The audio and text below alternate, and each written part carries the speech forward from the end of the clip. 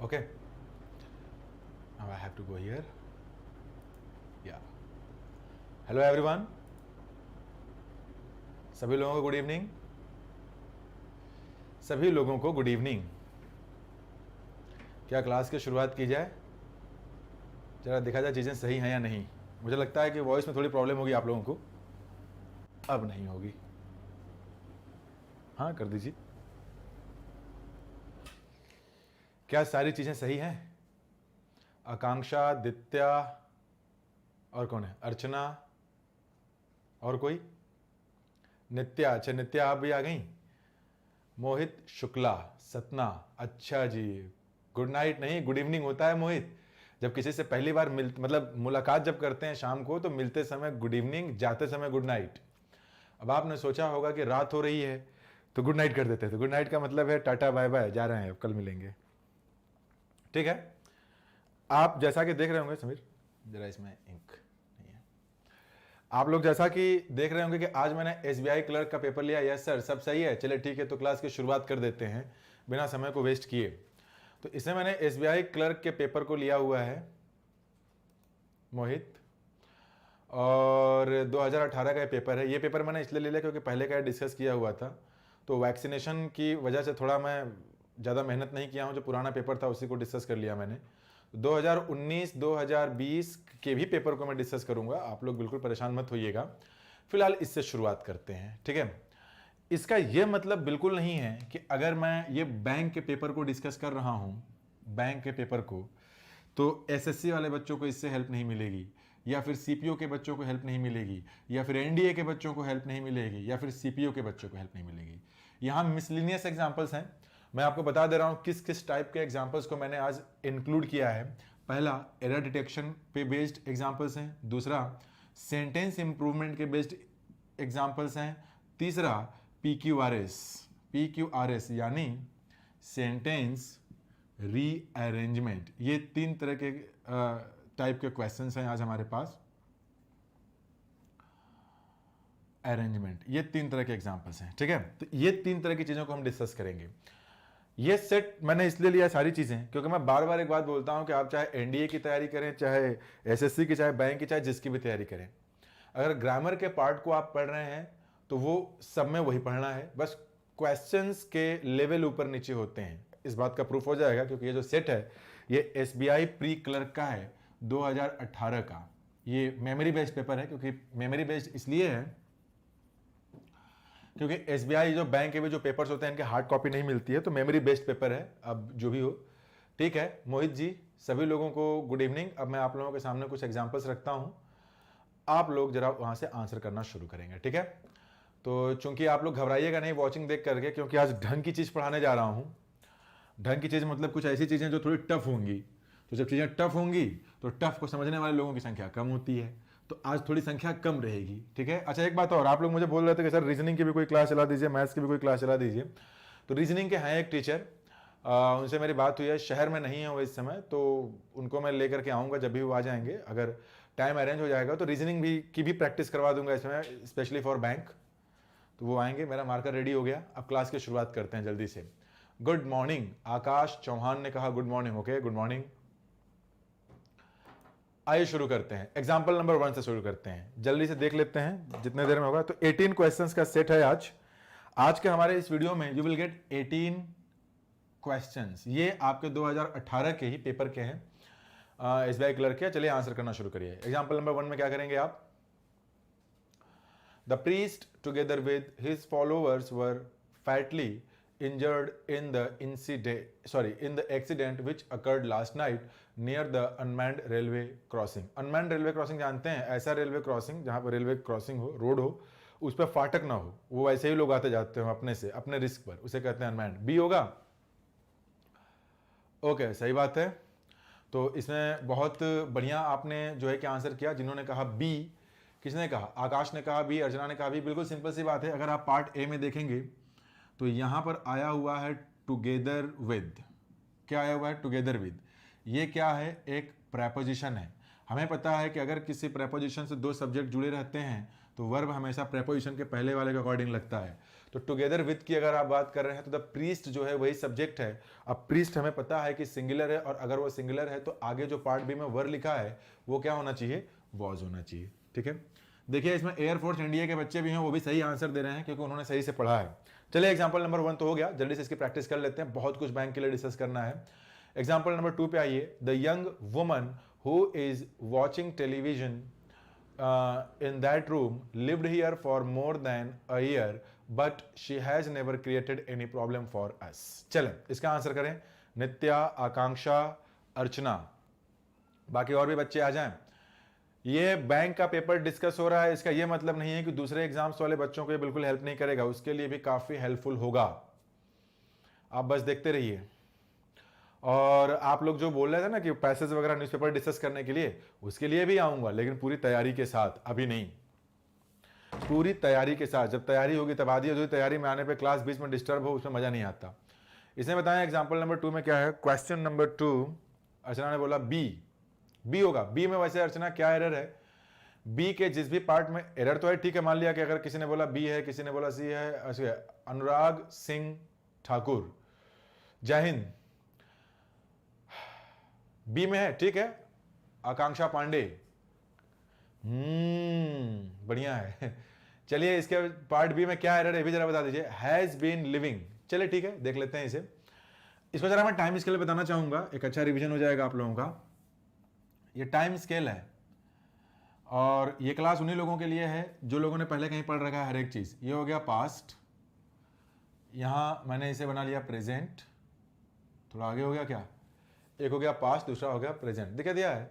The young man who is watching the television in that room, कहने का मतलब यह है कोई बंदा है, क्या है, बंदा है, कोई बंदी है, वुमन है, कोई लेडी है, वो वॉच कर रही है, यानी प्रेजेंट में वॉच कर रही है। इज वॉचिंग यहां होगा, इज है तो प्रेजेंट है।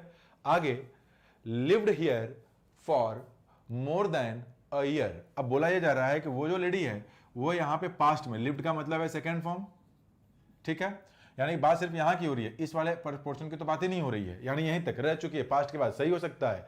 But she has never created any problem. लेकिन आगे वाले पार्ट में उसने ये कह दिया कि उसने अभी जो मूवी देख रही है वो इस समय तक किसी चीज में जो है कि प्रॉब्लम क्रिएट नहीं की। तो जाहिर सी बात है कि अभी वो यहाँ पे मूवी देख रही है। एक केस देखिए, ये हो सकता है कि कोई लेडी अभी यहाँ पे मूवी देख रही है, और ये हो सकता है कि वो पहले यहाँ पे रहती थी, अब यहाँ पे नहीं रहती, तब तो पास्ट इंडेफिनिट टेंस बिल्कुल सही था।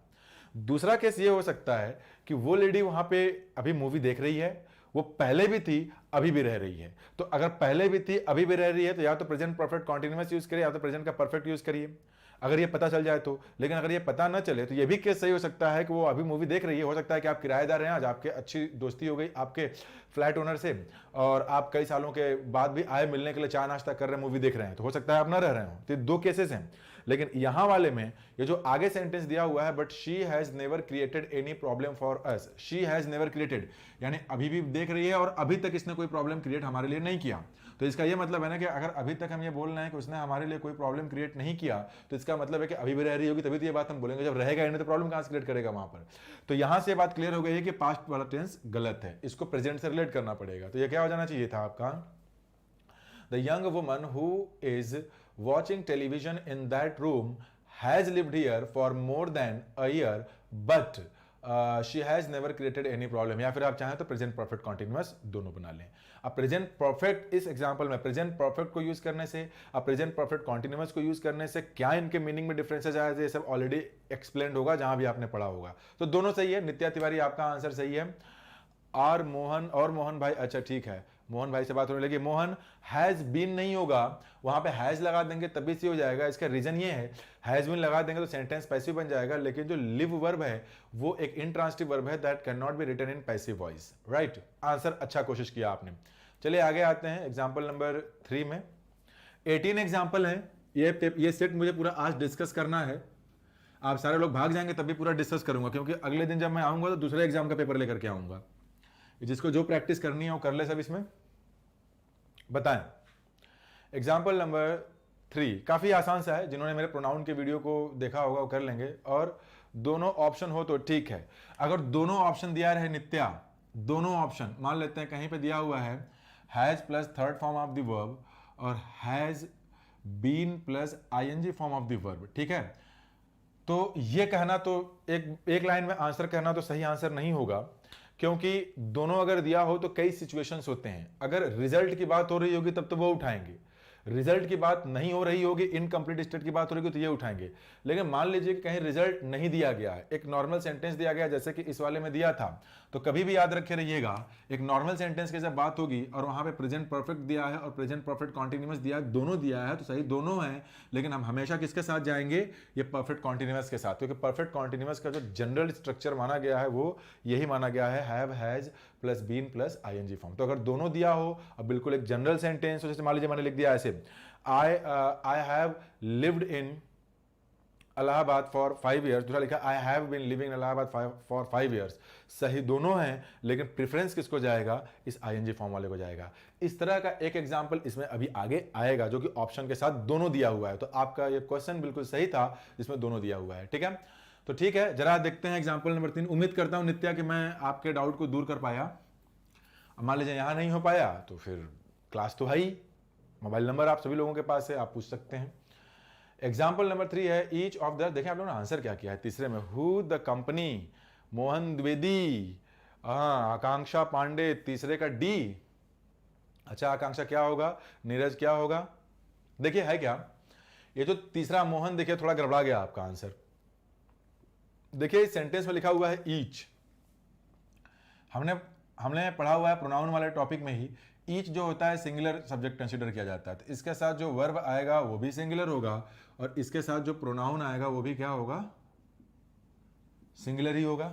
ये दोनों के दोनों ऐसे ही होंगे। तो अब ईच के बाद देखिए वर्ब कहां यूज हुआ है, तो each of the employees, Akash answer, who which subordinate clause बनाते हैं, तो इनको सबऑर्डिनेट क्लॉज क्यों मेंशन नहीं होता, मतलब सबऑर्डिनेट वाली शीट में बहुत सारे कंजंक्शन होते हैं लेकिन हु विच हुम नहीं होता है। चलिए ठीक है आकाश, आपका जो क्वेश्चन है जेन्युइन है, इट रिक्वायर्स प्रॉपर एक्सप्लेनेशन। तो कभी इस पे या तो वीडियो बने, जो कि अभी संभव नहीं है क्योंकि मैं ये डिस्कस करने वाला हूं, या फिर कभी आप मुझे ऑफलाइन क्लास में मिलें तब मैं आपको खुल करके बताऊं, लेकिन इसका एक्सप्लेनेशन करूंगा, बस be in touch with me. Question genuine है आपका। फिलहाल इसको डिस्कस करते हैं।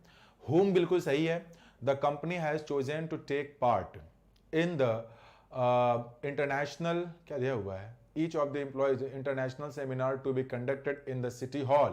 ये जो R लिखा हुआ है ये R का सब्जेक्ट each है, और जब each सिंगुलर है तो R नहीं लगेगा, is लगेगा। जरा देखें, आकांक्षा is होगा सर। चलिए ठीक है, आंसर आप लोगों ने कर दिया, बहुत सही आंसर है। आगे बढ़ते हैं नेक्स्ट एग्जाम्पल पर। इनमें से एक भी एग्जाम्पल मैंने कुछ अपने से नहीं बनाया है, एक ऑनलाइन मतलब कोचिंग है, जैसे कि आपका ये है ना एसएससी अड्डा और बैंकर्स अड्डा, दिल्ली मुखर्जी नगर की कोचिंग, उसका ऑफलाइन जो कोचिंग चलती थी करियर पावर, पहले मैं करियर पावर में ही था 2017-18 में। तो ये जो बनाया गया है ये उनके ही साइड से मैंने क्वेश्चंस निकाले हैं, क्योंकि मेरा अपना खुद का ये मानना, अब ऐसा नहीं कि मैं बता रहा हूं तो वहां से मुझे कुछ मिल रहा है, क्योंकि वास्तव में इसके जो क्वेश्चंस होते हैं अच्छे होते हैं, इनके मेमोरी बेस्ड जो क्वेश्चंस होते हैं वो अच्छे होते हैं, लगभग इन्हीं के पैटर्न पे जो चीजें बनी रहती हैं एग्जाम में वैसे ही बैंक में आ जाते हैं। तो इसलिए मैंने उन्हीं के साइड से सारे मेमोरी बेस्ड क्वेश्चंस निकाले हैं। और एक चीज मुझे और भी देखने को मिला है, ज्यादातर जो दूसरे साइट्स हैं, to be frank with you, जो मैं ऑफलाइन क्लास में ही बोलता हूं, मुझे पर्सनली ऐसा फील होता है कि वो लोग जो मेमोरी बेस्ड क्वेश्चंस को उठाते हैं वो इन्हीं में से कॉपी पेस्ट करते हैं। इसका रीजन ये मुझे लगता है क्योंकि सबसे पहले जब मार्केट में कोई पेपर आता है तो यही आता है, अड्डा का ही आता है, इसके बाद दूसरी जगह। तो जो एरर्स मुझे इन क्वेश्चंस में देखने को मिलते हैं वही उधर भी देखने को मिल जाते हैं, इसलिए मेरा अपना अनुमान है। तो ये सारे के सारे क्वेश्चंस मैंने बनाए नहीं है, जो मेमोरी बेस्ड चीजें जहां से आई हैं, जिस संस्थान में पहले मैं था, होता है ना कहीं रहने से कुछ अच्छी चीजें मिलती हैं, तो उनका ऑनलाइन प्लेटफॉर्म जो क्वेश्चन पेपर बनते हैं वास्तव में अच्छा है। तो बैंक वाले बच्चों को इनसे प्रैक्टिस करनी चाहिए। उसके अलावा बहुत सारे साइट्स हैं, अपना देखते रहिए, आपकी जो चॉइस हो, कई जगह कुछ डिफिकल्ट क्वेश्चंस मिलते हैं, अपने लेवल को उठाने के लिए आप उन पर जा सकते हैं, कोई दिक्कत वाली बात नहीं है। आइए देखते हैं, नीडलेस टू से, पेपर सामने रखा भी है हमारे, अच्छा नीरज ठीक है, ये आप लोगों के इंडिविजुअल वैसे मैंने दिया था। नीडलेस टू से no sooner were all these large and क्या दिया हुआ है, rather expensive operation finished when the main। अच्छा ये बताइए चौथे में क्या लिखा है, आप लोगों ने बी लिखा है। आकांक्षा जरा आंसर करिए आप तो, अर्चना आप लोग मतलब उल्टा लटकाने वाला काम कर रही हैं, उल्टा लटका दूंगा सबको, उल्टे आंसर मार रहे हैं। ये जो 3-4 लोग हैं, आकांक्षा, अर्चना, नीरज, ऐसे गलत आंसर्स आप लोगों से एक्सपेक्टेड नहीं हैं, क्योंकि इससे आसान कुछ हो नहीं सकता। भूल गए क्या आप लोग कि नो सुनर की अगर आप बात करते हैं, ऐसे ऐसे मिस्टेक्स करेंगे, ये सिली मिस्टेक्स हैं, इनके साथ क्या यूज करते हैं, देन यूज करते हैं ना। क्यों? क्योंकि सून की यहाँ पे कंपैरेटिव डिग्री यूज की गई है। जब कंपैरेटिव डिग्री यूज की गई है तो कंपैरेटिव के साथ देन का यूज करते हैं, व्हेन का नहीं। आकाश बिल्कुल सही आंसर किया आपने, यानी इसके बी में नहीं सी में एरर है। व्हेन की जगह पर क्या होगा, देन होगा। बिल्कुल सही आकाश, आप भी बी लिखे हैं यार। ए तो पहला पार्ट हो गया, बी दूसरा पार्ट हो गया, सी में एरर है ना। सी पास्ट परफेक्ट नहीं, सी होगा, सी सी।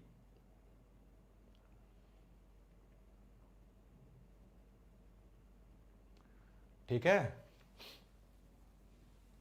अच्छा सर, वहां पास्ट परफेक्ट भी तो होगा, बी में पास्ट परफेक्ट क्यों होगा प्यारे मेरे दोस्त? पास्ट परफेक्ट कोई कंपलसरी थोड़े है। आइए मैं थोड़ा सा बता देता हूं आपको, मैं आपको थोड़ा सा बता देता हूं। नो सुनर की अगर बात की गई है तो इसके साथ वर्ब के फर्स्ट फॉर्म यानी प्रेजेंट इंडेफिनिट भी आ सकता है, इसके साथ वर्ब के सेकेंड फॉर्म यानी पास्ट इंडेफिनिट भी आ सकता है, इसके साथ हैड प्लस वर्ब के थर्ड फॉर्म पास्ट का परफेक्ट भी आ सकता है। अब ये जो एग्जांपल यहां लिखा गया है, नो सुनर वर, क्या लिखा गया सर? फैन पर या वॉल पर लटकाएंगे, दोनों जगह लटका दूंगा। एक बार वॉल पर लटका दूंगा, वहां अच्छा नहीं लगेगा तो फैन पर लटका के घुमा दूंगा फैन। अब यहां पे क्या हुआ कि ये जो देखेंगे आप, नो सुनर वर, ये जो वर है वो हेल्पिंग वर्ब है। हमें पता है कि ये जब आता है तो हेल्पिंग वर्ब पहले आता है, तो वर बन गया। अब इसके बाद सब्जेक्ट तो लिखेंगे ना, तो इसके बाद इसी का थर्ड फॉर्म है वो जो देखिए, पढ़िए ध्यान से जरा इसे।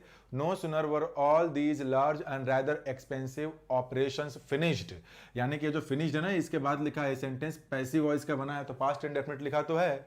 ये एक्सप्लेन करिए थोड़ा सा। फोर्थ क्वेश्चन बिल्कुल वही कर रहा हूं मैं कि नो सुनर के साथ या तो बिल्कुल फर्स्ट फॉर्म मतलब प्रेजेंट इंडेफिनिट भी हो सकता है। आइए लिख ही देते हैं इसे, थोड़ा आसान है, थोड़ा सा कंफ्यूज हो गए हैं आप लोग, थोड़ा सा।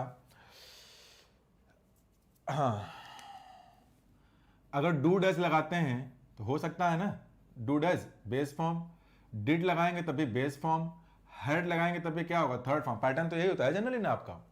अब मुद्दा यह है कि ये जो डिड दिया गया है ये तो एक्टिव वॉइस का है ना, अगर पैसिव की बात करेंगे तो वॉज और वर के साथ फॉलोड बाय थर्ड फॉर्म ही तो होगा, तो यही तो दिया गया है इसमें, पास्ट इंडेफिनिट टेंस। अब अगर ये पास्ट इंडेफिनिट टेंस हो गया है तो व्हेन की जगह आगे देन लगा दे, सेंटेंस ही हो गया। आया कि नहीं सर? मीनिंग भी बता दीजिए। अच्छा, मीनिंग भी बताना पड़ेगा, नीडलेस टू से कहना बेकार है।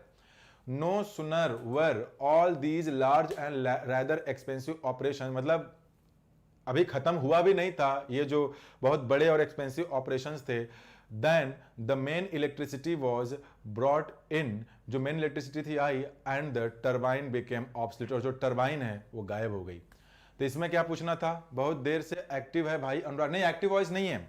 आइए मैं आप लोगों को एक बात बताता हूं, जो बैंक के बच्चे होते हैं ना, जब मैं उनके बैंक वाले में क्लास लेता हूं, एक बड़ा बढ़िया उदाहरण दूंगा मैं आज जो है कि 2-3 बच्चे आए थे, मैं भी वो वीडियो ये देख रहे हूँ। खैर उस जगह पे तो मैं नहीं बोल पाया कुछ, क्योंकि उनको लगेगा कि कुछ पर्सनल बेनिफिट है, लेकिन एक बात बता रहा हूँ, जितने भी बैंक के बच्चे इसमें देख रहे हैं और जो लोगों ने मेरी ऑफलाइन क्लासेस की हैं, उनसे मैं बार बार ये बात बोलता हूँ कि बैंक के एग्जाम में एक्टिव वॉइस पैसिव वॉइस के एग्जाम्पल्स डायरेक्ट नहीं आते हैं, लेकिन इस फॉर्मेट में आते हैं। तो अगर आप active voice passive voice narration को अलग से कायदे से नहीं पढ़ेंगे तो इस तरह के एग्जांपल्स कभी सॉल्व ही नहीं कर पाएंगे। In the same way NDA exam की अगर बात की जाए तो वहां पे एक्टिव पैसिव एंड नरेशन के क्वेश्चंस नहीं आते हैं, ये बच्चे डिसाइड करते हैं कि हमें पेपर में आता है कि नहीं, तो डायरेक्ट नहीं आते ना। इस तरह के एग्जांपल आ गए तब, क्या आपको नहीं लगता कि एक्टिव पैसिव और नरेशन पे बेस्ड जो एरर डिटेक्शन है, सेंटेंस इंप्रूवमेंट है, फिल इन द ब्लैंक्स है, उसमें आ तो सकते हैं ना। तो आज सारी चीजें सकती हैं, पढ़ना सब कुछ पढ़ता है, तो पढ़िए इसे। आगे आइए अर्चना, एक बार जरा आप इसकी हिंदी खुद से बनाने की और बढ़िया से कोशिश करिएगा, फिर भी ना आए तो दोबारा मैं आपको और बेहतर तरीके से बताऊंगा। फिलहाल आइए एग्जांपल नंबर 5 पे। मैं वॉइस की बात नहीं कर रहा सर। अरे मोहित, मैं आपकी बात नहीं कर रहा, मोहित मैं आपकी बात नहीं कर रहा हूं। आज लाइव कुछ हुआ है, मतलब ऑफलाइन एक जगह क्लास थी, वहां की बात कर रहा। आपकी बात तो मैंने तो कमेंट ही नहीं देखा। हाँ जी, ये बताएं। Plastic bags less than 50 microns thick are banned, but neither the states nor the city corporations cares to enforce this rule. चले बताएं। English is a language not a subject. Subject होता तो 150 रूल में इंग्लिश खत्म हो जाती। हाँ बिल्कुल सही बात है, इसको पूरी तरह समझना पड़ता है। देखिए है क्या, कुछ दिनों पहले हम लोगों ने डिस्कस किया था कि और नॉर से अगर दो सब्जेक्ट जुड़े हुए हों, और नॉर से अगर दो सब्जेक्ट जुड़े हुए हों, तो वहां पे क्या करना पड़ता है, जो वर्ब होता है, वर्ब ये नियरेस्ट के अकॉर्डिंग लगता है। मैं बाद वाला नहीं बोल रहा, मैं बोल रहा हूं नियरेस्ट। देख लीजिए यहां पे दिया हुआ है पार्ट सी में, but neither the states nor आ गया, nor the city corporations, corporations plural है, अगर कॉर्पोरेशंस प्लूरल है तो केयर्स ना होकर के क्या होना चाहिए, केयर होना चाहिए। चलिए अच्छी बात है, आसान था, सबने सही आंसर किया। चलें एग्जांपल नंबर 6, जरा एग्जांपल नंबर 6 का आंसर करें तो आप लोग, टाइम आप लोगों के पास 30 सेकेंड्स हैं, पढ़ लीजिए, थोड़ा बड़ा एग्जांपल है।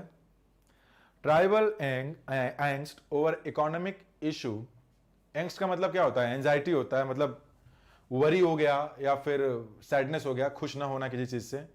Tribal angst over economic issues leading to the scapegoating of non-tribal long-time residents reflects the continued failure to forge का मतलब टू एस्टेब्लिश है यहाँ पर a more inclusive politics in Meghalaya. इसके हिंदी नहीं बताऊंगा, पढ़िए और बताइए क्या होना चाहिए भैया। जो चीजें मैंने पूरा पढ़ाया है, अगर जिसने पूरा पढ़ा है वही इस वाले का आंसर कर पाएगा, लेकिन जिसने थोड़ा सा भी कंजूसी किया है पढ़ने में, उसका ये तो सही नहीं होने वाला। जिसने पढ़ने में कंजूसी किया है उसका ये वाला तो सही नहीं होने वाला, to be frank with you. चलिए बताइए, आपके पास मुझे लगता है कि आप लोगों का 30 सेकेंड जो है ओवर भी हो चुका है। 30 सेकेंड ओवर हो गया ना। और किधर गई भाई अर्चना, पांचवा नहीं छठवां, आकांक्षा, नित्या, नीरज, ये चार महानुभाव, और एक है रिया। आज रिया अंडरग्राउंड है। रिया जी अगर मेरी आवाज सुन रही हैं तो जरा ये भी आंसर मार दें। और दोनों आकांक्षा, आज एक तीसरी आकांक्षा गायब है, नीरज तो चलिए है खैर। एएसटी आप भी गायब दिखाई दे रहे हैं, अंडरग्राउंड है। आंसर करिए, मोहन द्विवेदी, सभी लोग आंसर करें। अब किसी का आंसर नहीं निकलेगा, अब किसी का आंसर निकल ही नहीं सकता है, अब सब बैठे रहेंगे। अब पता है क्या बोलेंगे कुछ देर बाद, सर जी हम आंसर अभी आंसर लिखूंगा ना तो बोलेंगे हाँ सर हम भेजे थे, लेट में गया है। अच्छा नीरज का तो आ गया, 6 का सी। एक बात आप लोगों को बताएं, जान के बड़ा मजा आने वाला है ना, इसमें ए नहीं होगा, इसमें बी भी नहीं होगा, सी भी नहीं होगा, डी भी नहीं होगा, ई होगा, इसमें कोई एरर नहीं है। सबसे टफ एग्जाम्पल पता है कौन सा होता है, जो नो एरर वाला होता है, नो एरर। और नो एरर वाला एग्जाम्पल आप तभी कर पाएंगे जब आपको पूरी चीजें कायदे से पता होंगी। आप पढ़िएगा, सोचते रहिएगा, अगर कभी कोई एरर दिख जाएगा तो नंबर तो आप लोगों के पास है ही, मेरा नहीं है तो वो नंबर ऊपर लिखा हुआ है, बोल दीजिएगा नहीं सर हम यहाँ इसमें एरर है, फिर मैं अलग से उसको क्लास में डिस्कस करूंगा। हाँ जी एडजेक्टिव है, किसने लिखा है एडजेक्टिव, सर ट्राइबल एडजेक्टिव है जी बिल्कुल। वो जो एंग्स्ट लिखा हुआ है ना सब्जेक्ट, वो है इसका सब्जेक्ट, ये वाला है। ट्राइबल तो आपका जो है कोई एडजेक्टिव ही है, ठीक है। नो एरर, रिया अग्रहरी, हाँ पता था। हाँ अब हम आते हैं नेक्स्ट एग्जांपल पे, एग्जांपल नंबर 7। देखिए मेरे पास 18 एग्जांपल्स हैं। ये 18 एग्जांपल्स अगर अभी 10 मिनट में खत्म हो जाएंगे, 10 मिनट में क्लास ओवर। नहीं खत्म होंगे तो तब तक इसको बताऊंगा जब तक खत्म नहीं होगा। सब भाग जाएंगे आप तब भी आज इसे पूरा पढ़ाऊंगा, आप नहीं देखेंगे, बाद में दूसरे तो देखेंगे ना। अर्चना गलत हो गया सर मेरा, ओ माय गॉड, कोई बात नहीं मोहन। चलिए 10 होने वाले हैं, जल्द से जल्द 10 हो जाएगा। देखिएगा ये सारे के सारे 2018 में आए हुए हैं, मेमोरी बेस्ड पेपर है, अपने से कहानी बनाकर नहीं बोल रहा मैं। हाँ बट सर मत करिए, वो एकदम नो एरर है, पूरा देख लीजिए फिर डिस्कशन करिएगा उस पर कायदे से। ये बताइए द प्राइम मिनिस्टर, यार नो एरर में क्या एक्सप्लेन करना है, आइए जरा इस पे हम आते हैं।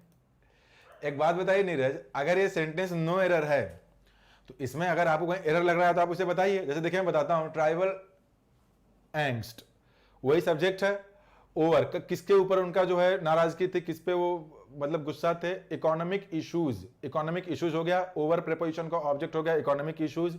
दूसरा लीडिंग टू, अब वो हो गया पार्टिसिपल, तो पार्टिसिपल अपनी जगह सही है, present participle, leading to the scapegoating of non tribal long time residents, ये बिल्कुल सही है, scapegoating of non tribal long time resident, यहां तो कोई दिक्कत नहीं। रिफ्लेक्ट्स लिखा हुआ है, अभी जो ये रिफ्लेक्ट्स लिखा हुआ है, ये वर्ब लिखा हुआ है, वो एस या एस लगा हुआ है, क्यों लगा हुआ है? क्योंकि उस वर्ब का जो सब्जेक्ट है ना वो ये वर्ड है। अब ये तो सिंगुलर है ना, अब ये सिंगुलर है तो वहां तक तो कोई एरर हुआ नहीं। रिफ्लेक्ट्स द कंटिन्यूड फेल्योर, क्या अभी द लग गया किसके लिए? फेल्योर के लिए लग गया।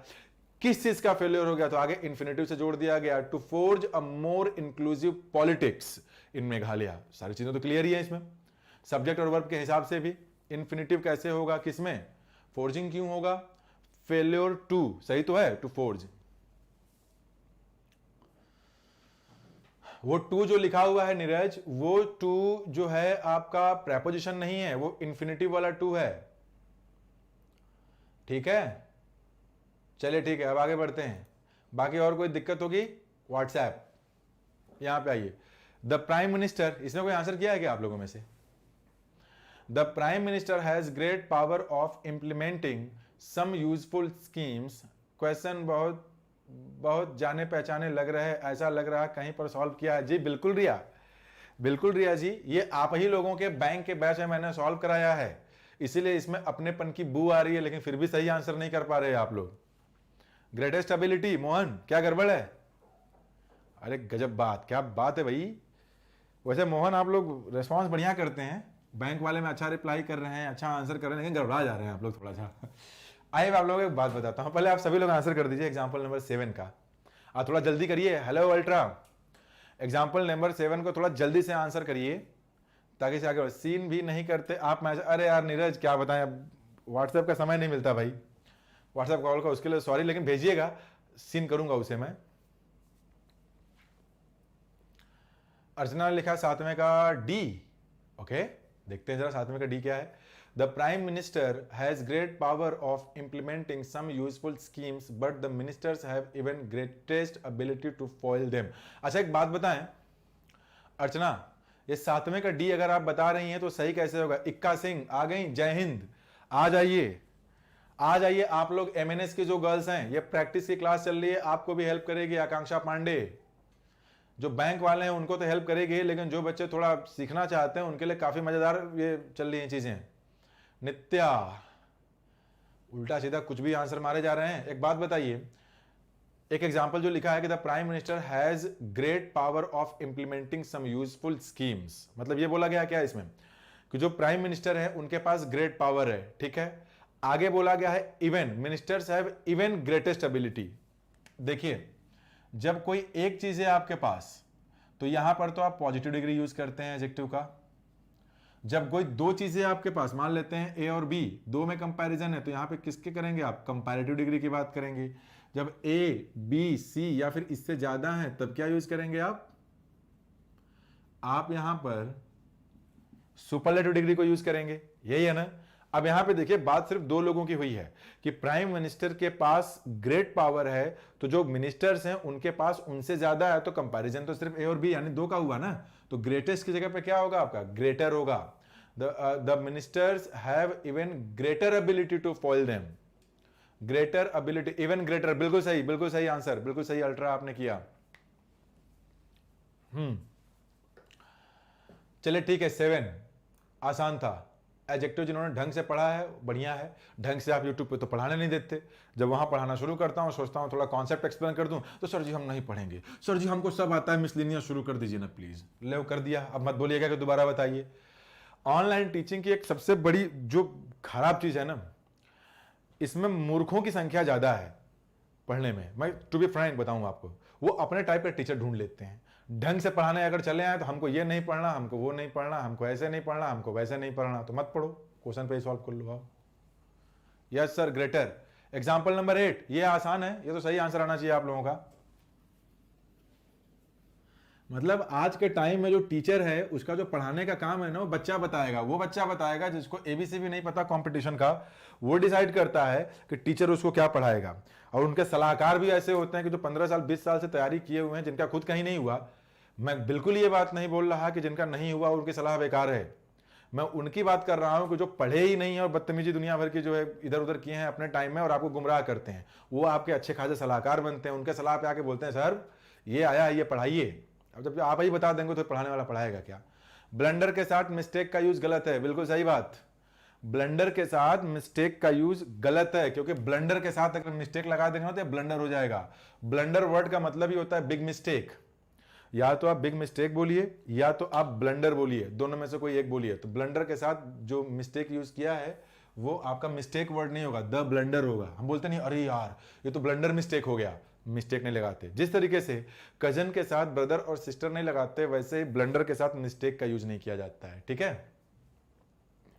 वैसे ही ब्लंडर के साथ मिस्टेक का यूज नहीं किया जाता है। एग्जाम्पल नंबर 9 पे आ जाइए, चलिए जल्दी से।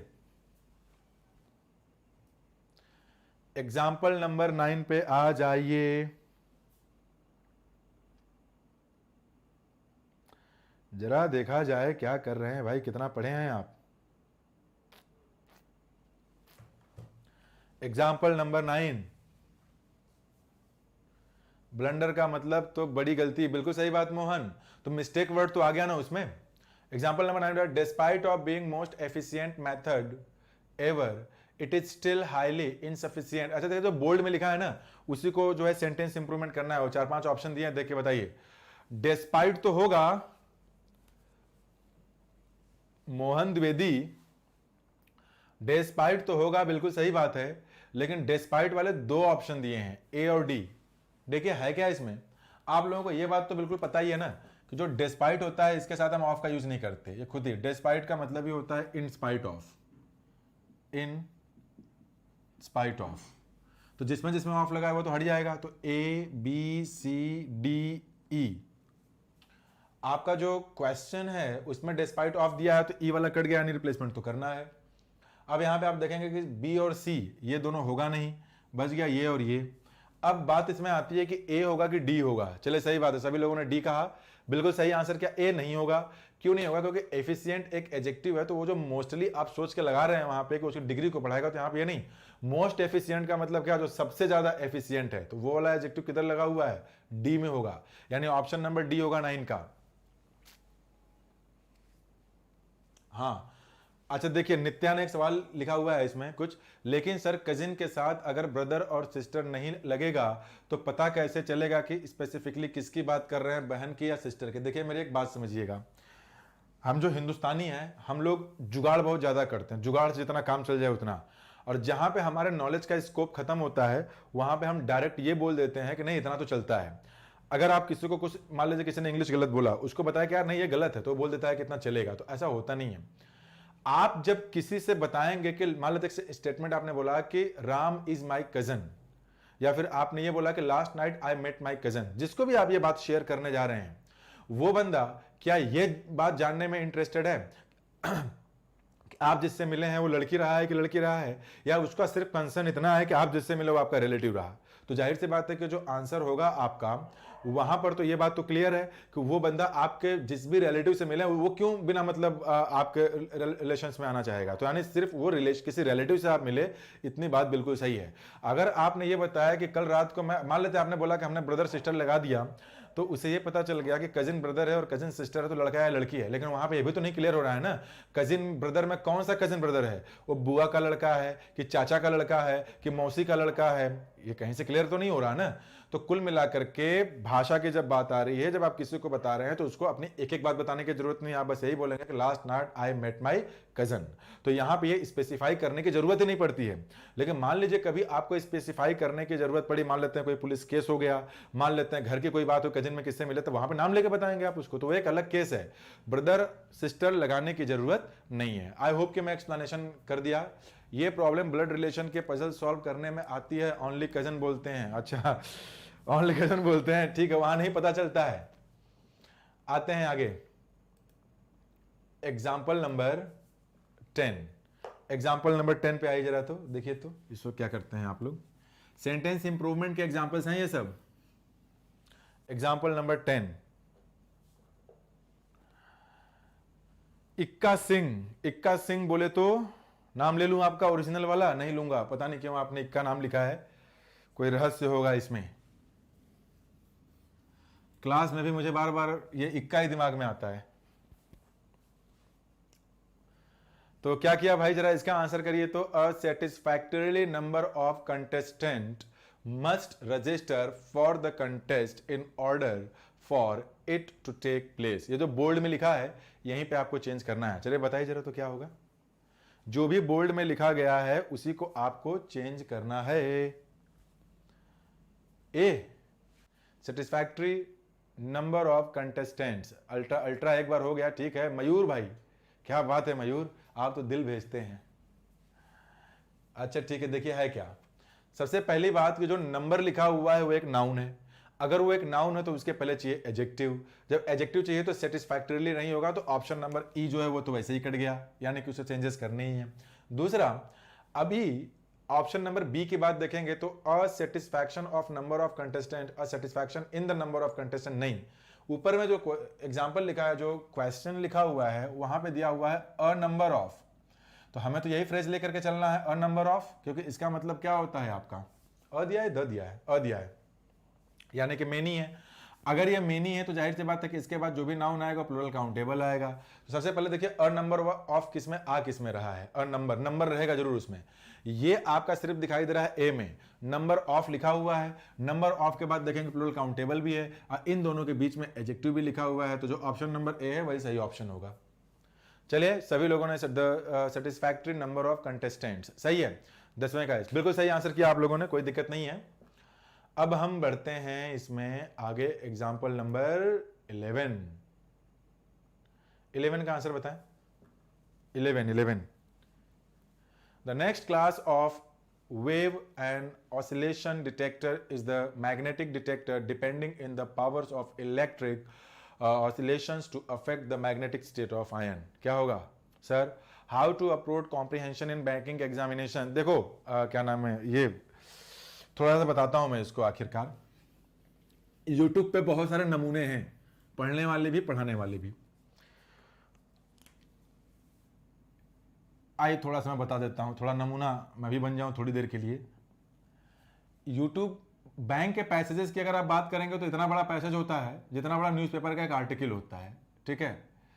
तो ये जो न्यूज़पेपर, जो बैंक के जो पैसेजेस आप लोग सॉल्व करते हैं, वो आपसे सॉल्व इसलिए नहीं होता है कि आपको प्रॉब्लम सिर्फ इंग्लिश की है। बहुत सारे बच्चे मेरे से मिलते हैं, पता है क्या, बैंक के जिनको मैं पढ़ाता हूं, जो अभी 6 महीना तैयारी करने आते हैं, अरे sir ji you don't know sir, I am from ICSE board sir, I am from CBSE board, I am MBA from here, I am BTech from there, I am, जितना बोल सकते हैं सब। अरे इंग्लिश न्यूज़पेपर का जो होता है ना एकदम एडिटोरियल पेज, वो तो सर मैं बिल्कुल ऐसे पढ़ देता हूँ जैसे हिंदी की तरह होता है। वो उनको लगता है, वो उनको इसलिए लगता है क्योंकि उस पैसेज के बेसिस पर उनको कोई क्वेश्चन और आंसर नहीं सॉल्व करना होता है। लेकिन उनका यह भ्रम तब दूर हो जाता है जब वो बैंक के पेपर में बैठते हैं, तब उन्हें एहसास होता है कि नहीं, उनको वास्तव में वो नहीं आता है। तो जब 2 साल बीत जाते हैं, 4 साल बीत जाते हैं, या फिर जब उम्र निकल जाती है, तब उनको एहसास होता है कि बैंक का पेपर कैसे सॉल्व होता है। तो मैं आपको एक बता दे रहा हूं बात खुल करके, कि बैंक का जो ये पैसेज वाला पार्ट होता है ना, ये सिर्फ इंग्लिश नहीं होती, ये इंग्लिश प्लस करंट अफेयर्स होता है। यानी बैंक के पेपर में सिर्फ पैसेज की ही बात नहीं हो रही है, बैंक के पेपर का एक भी क्वेश्चन जो आता है, अगर आपका करंट अफेयर बढ़िया नहीं है तो आप इंग्लिश के पेपर को सॉल्व कर ही नहीं पाएंगे। यानी बैंक के पेपर में इंग्लिश को सॉल्व करने के लिए आपके पास करंट अफेयर्स का एक अच्छा नॉलेज होना चाहिए। उसका रीजन है, ज्यादातर जो उसमें आर्टिकल्स आते हैं बैंक के पेपर में, जो मैंने देखे हैं प्रीवियस ईयर के जो मेमोरी बेस्ड एग्जांपल्स हैं, उसमें मैंने ये पाया है कि या तो वो आर्टिकल्स किसी फेमस, जैसे कि the times of India, the Hindu, the Indian express, या फिर जो फेमस मैगजीन्स होते हैं, वो आर्टिकल्स वहां से निकाले जाते हैं। जो मेमोरी बेस्ड पेपर की बात कर रहा हूं मैं, जो आए हैं मार्केट में, उनमें से जो एरर डिटेक्शन के एग्जांपल्स जो आ रहे हैं, सारे के सारे नहीं वहीं से निकाले हुए हैं, इसलिए थोड़े बड़े हो जाते हैं और आपके लिए डिफिकल्ट हो जाते हैं। तो सबसे पहले तो आप लोग अपने करंट अफेयर्स को इंप्रूव करिए। अगर आप न्यूज जानेंगे तभी आप इसको समझ पाएंगे, राइट। बैंक में पेपर सॉल्व करने का कतई ये तरीका नहीं होता है कि लाइन बाय लाइन उसको पढ़ें, खूब बढ़िया से उसको हिंदी बनाए और कसम खा लें, मां कसम जब तक एक एक वर्ड की हिंदी नहीं बना लूंगा तब तक आगे नहीं बढ़ूंगा। तो बैठ के हिंदी बनाइए, हिंदी तो बन जाएगी लेकिन पेपर नहीं निकलेगा। तो ये जो पढ़ने वाला काम है ना, लाइन बाय लाइन, ये आज का टाइम है। आज का जो घर पे बैठ के पढ़ते हैं ना, एक आर्टिकल को जो सरसरी निगाह से देख के निकल जाते हैं और आपको लगता है कि आपको समझ में आ गया, वो हरकत नहीं करनी है।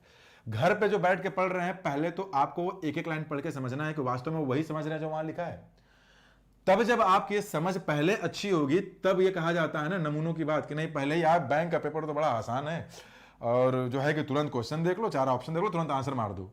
लेकिन करना यही है। इसके पहले का जो लेकिन जो स्टेप है वो ये है। तो घर पे बैठिए, न्यूज़पेपर पढ़िए, खूब न्यूज़ को सुनिए जितना सुन सकते हैं, कॉम्प्रिहेंशन को इंप्रूव करिए। एक दिन में नहीं आएगा।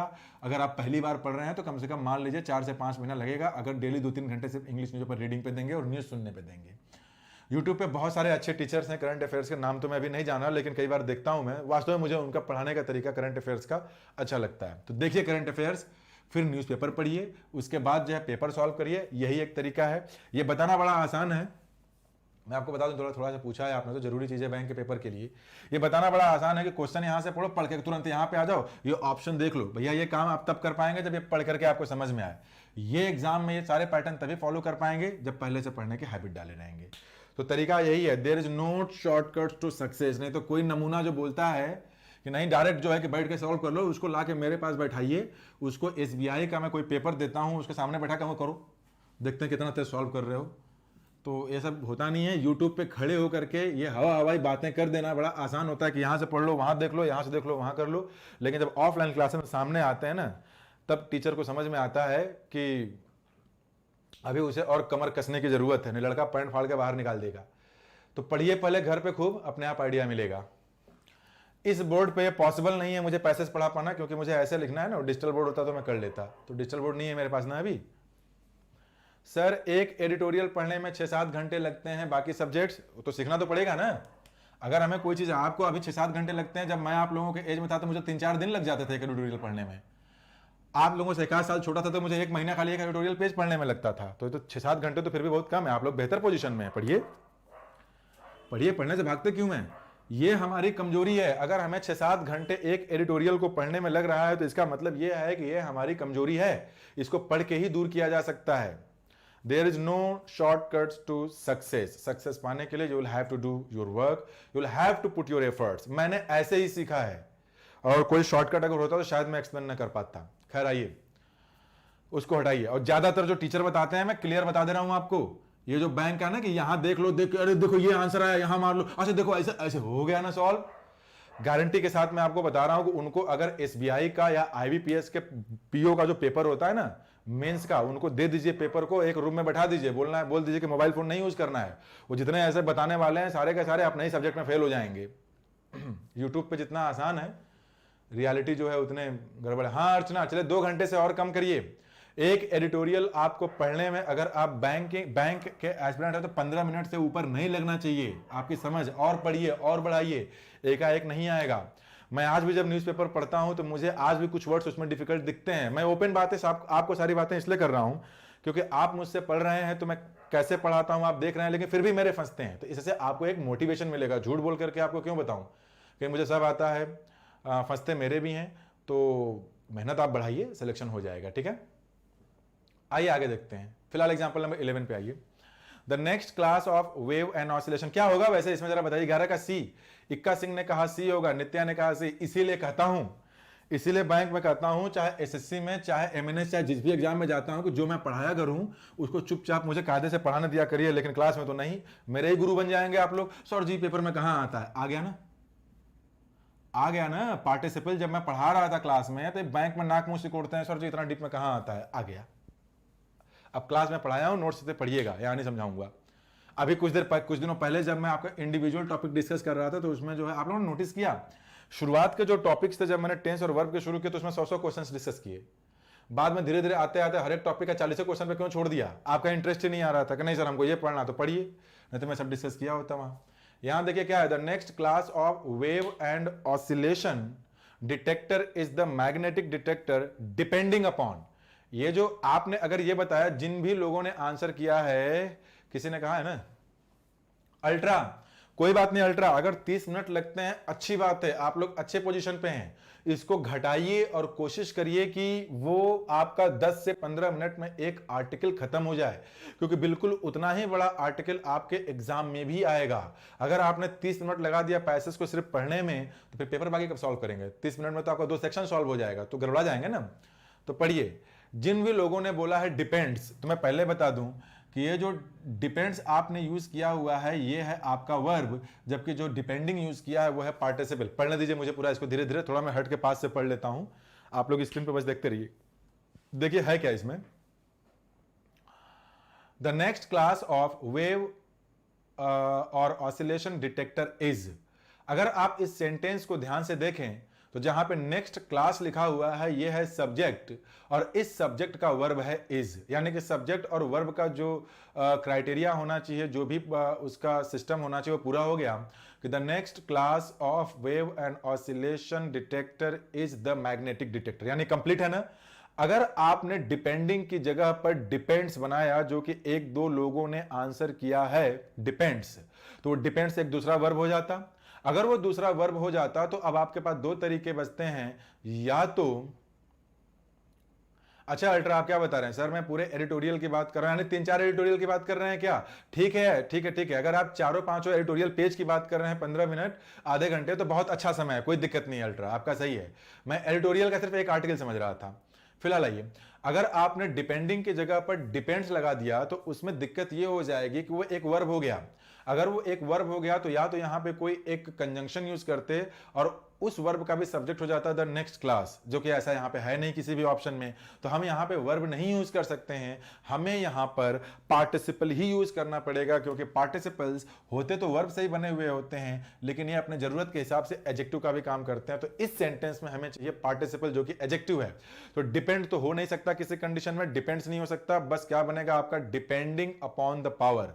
अब आपके मन में एक बात आएगी कि डिपेंड तो लिखा हुआ है आपका दिए हुए एग्जांपल में भी, तो नो रिप्लेसमेंट रिक्वायर्ड क्यों ना कर दें? इसका रीजन है क्योंकि जो क्वेश्चन में दिया हुआ है उस क्वेश्चन में डिपेंडिंग के साथ प्रीपोजिशन इन लगा हुआ है, जबकि डिपेंड के साथ प्रीपोजिशन ऑन या अपॉन का यूज किया जाता है प्रेफरेबली। तो आप जाएंगे option number depending upon the power of, option number B. उम्मीद करता हूं कि आपको समझ में आया होगा option number B.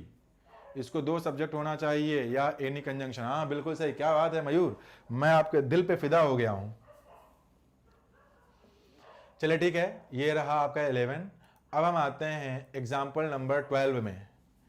Example number 12 में आइए।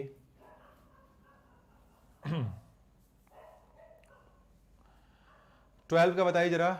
इक्का, मयूर, अल्ट्रा, मयूर में से अगर हम लोग डिपेंड्स यूज करते तो गलत हो जाए। हाँ बिल्कुल सही। तो मयूर ये जो अपने टुकड़ों टुकड़ों में आंसर दे रहे हैं ना, कि एक आंसर यहां दे रहे हैं, फिर 4 लोगों का कमेंट आ रहा है, फिर उसका आधा जुड़ा हुआ यहां दे रहे हैं, फिर 5 लोगों का आंसर है, वो मत करिए, मैं कैसे समझूंगा इस बात को। आ गया ना एग्जाम्पल नंबर 12। एग्जाम्पल नंबर 12 का आंसर करिए तो जरा, देखा जाए कितना पढ़ रहे हैं आप लोग। जेम्स हैड बीन, हाँ ये मैंने पढ़ाया है, ये मैंने डिटेल में पढ़ाया है। अब अगर आप लोग एग्जाम्पल नंबर 12 का एक्सप्लेनेशन चाहते हैं तो बोल दें कि सर एक्सप्लेन कर दीजिए, नहीं चाहते हैं तो फिर ऑप्शन बता के आगे बढ़ूं। क्या एग्जाम्पल नंबर 12 का एक्सप्लेनेशन चाहते हैं? टीचिंग, अच्छा सी, सभी लोग बोल रहे हैं सी, अल्ट्रा भी बोल रहे हैं सी। निकाल भयो एग्जाम, ऐसे आंसर करेंगे आप लोग, तो आप लोग पढ़ भयो और मुंह पढ़ा भयो, हो भयो खब काम। हाँ मारिए मारिए, सब लोग सी मार दीजिए, वही तो आंसर है। आंख बंद करके मारने में तो एकदम जेबा में आंसर रखे हैं सभी लोग अपने अपने। मारिए मारिए सी। इसीलिए कहता हूं कि जब मैं पढ़ाया करूं ना तो मुझको सिर्फ पढ़ाने दिया करिए, अपनी खोपड़ी मत यूज किया करिए। लेकिन नहीं, पढ़ाने के टाइम में तो तुम क्या पढ़ाओगे, तुम्हारे गुरु हम ही हैं, हम ज्यादा जान रहे हैं, पढ़ाओ हमको, इसीलिए उल्टा सीधा आंसर मार रहे हैं। ये होगा हैज के साथ क्या होगा, बीन होगा और फिर टीचिंग होगा, ऐसा होगा। जरा इसको बताइए तो, ऐसा होगा। वॉज टॉट, अरे वाह, अरे गजब, थोड़ा सा मैं ऐसे क्या बोल दिया, अपने आंसर चेंज करने लगे आप लोग।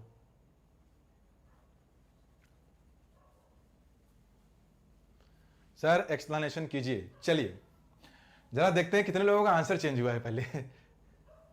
एक्सप्लेनेशन कीजिए। ओके ओके, एक्सप्लेनेशन करेंगे, लेकिन जरा देखते हैं कितने लोगों का आंसर इसमें पहले चेंज हुआ है तब।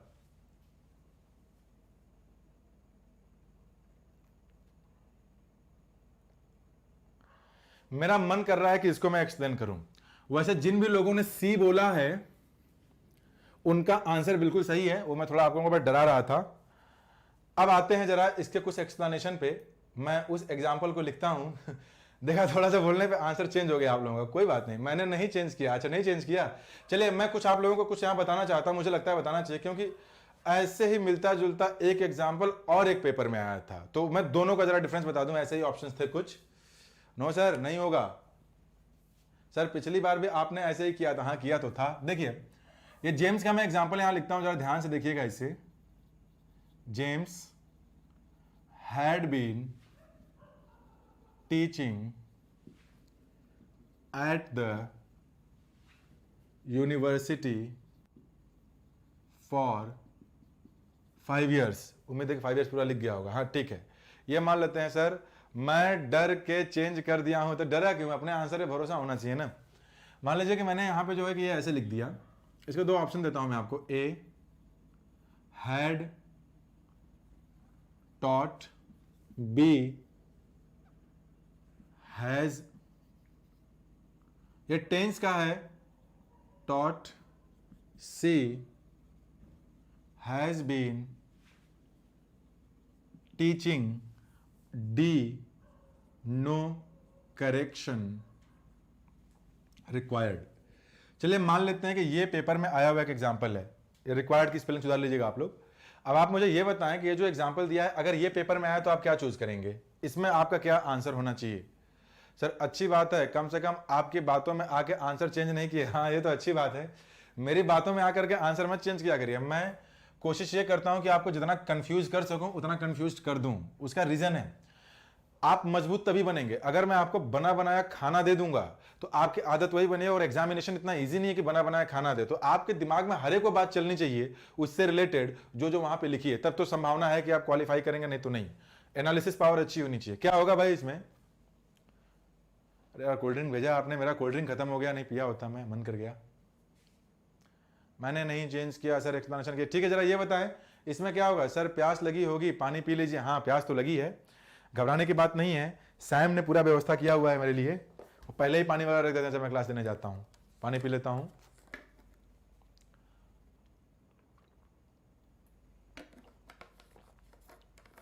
AST, अच्छा आप मौजूद हैं अभी।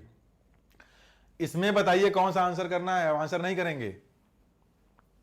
जेम्स हैड बीन टीचिंग, हल्का दिख रहा है क्या? दिख तो सही रहा है। डी नो करेक्शन रिक्वायर्ड, मयूर मिश्रा। उल्टा लटकाऊंगा मयूर आपको जब मिलेंगे मुझे, पहले बता दे रहा हूं। कायदे से कपड़ा पहन के आइएगा। मैं कपड़े निकाल कर उल्टा लटकाता हूं कि पढ़ाए हुए कॉन्सेप्ट याद हैं, इसलिए आपको बात मैं नहीं आए। Okay, James had taught. अच्छा ठीक है अर्चना, जरा इसका आंसर करिए। ये कॉन्सेप्ट याद है तो इसका आंसर करें जरा। इसमें क्या होगा? सी। इक्का ने कहा सी। चलिए ठीक है, अब मैं आप लोगों को जरा समझाता हूं, जरा ध्यान से। इसका आंसर तो होगा सी, और मैं आप लोगों को जरा इसका एक रीजन देना चाहूंगा। आप लोग थोड़ा पेशेंस रखिएगा, इन्हें उड़ा दूं जल्दी से मैं। ऐसे एग्जाम्पल्स मिलते हैं, अच्छा एग्जाम्पल है इसलिए मैं समझा रहा हूं। एक बात समझिएगा, मैं मान लेता हूं कि ये प्रेजेंट है, मैं मान लेता हूं कि ये पास्ट है, और मैं मान लेता हूं कि ये क्या है आपका? Past of past. जब पास्ट ऑफ पास्ट की बात होगी तो हम वहां पे क्या यूज करेंगे? Had plus third form of the verb, यानी पास्ट परफेक्ट। अब पास्ट परफेक्ट केवल तभी आएगा जब हमारे पास पास्ट इंडेफिनिट होगा, राइट? यानी कि अगर हमारे पास पास्ट का कोई इवेंट है तब तो हम उसके पहले जा पाएंगे, तब तो हम पास्ट परफेक्ट यूज करेंगे। अगर हमारे पास ये नहीं है तो हम फिर वहां भी नहीं जा पाएंगे, right? Now look at the example. यहां दिया हुआ है हैड बीन टीचिंग।